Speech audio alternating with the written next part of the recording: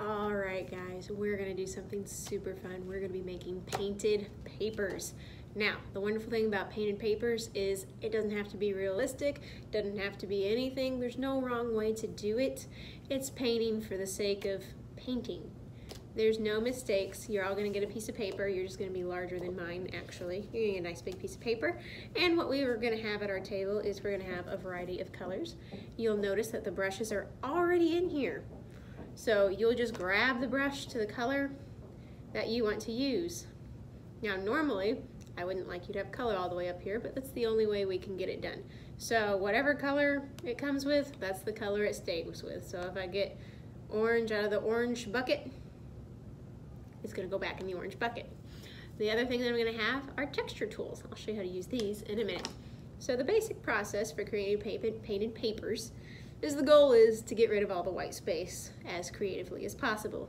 So I'll use this example here. When you pick up your brush, paint's gonna be really drippy, so you might wanna wipe it on the side, but you're gonna go ahead and paint your paper. Ooh, ah.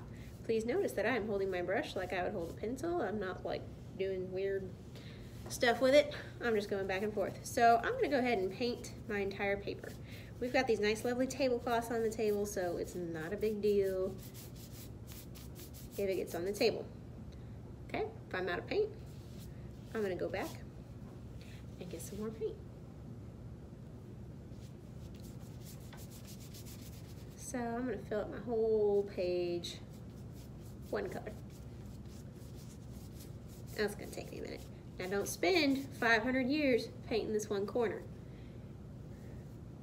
Move along. Remember, it's not about looking gorgeous or pretty or whatever. It's about getting rid of the white space. So once I've decently got rid of my white space, I can switch to a new color. Remember, I'm gonna put this gold brush back in with the gold paint and make sure I don't get it anywhere else so that it stays nice. Every single class is doing this, so we need to try and keep it nice. Okay, with my second color, I'm gonna come around and I'm gonna start adding different patterns. I can do polka dots, I can do zigzags, I can pretty much do whatever I want. I could add a different color if I wanted to. I can keep going, okay? So my paper has some fun patterns on it. Now what I can do is I can use the texture tools. The texture tools are super fun. And each texture tool does something different. So I can take my texture tool and start to slide it on through. And you can see that I've got some really cool zigzags going on up there. Okay, so this is your chance to play with it, have fun. If something doesn't look like how you want it to look, it's okay. It's not the end of the world.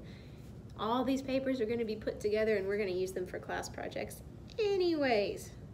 So it's not a big deal. The point is to have some fun, explore different textures, explore different patterns. Okay, so we're gonna get this whole paper painted. Okay, so here's mine that I'm done with. Ooh, ah. When I'm done, I'm gonna stick it on the drying rack, and that is painted papers.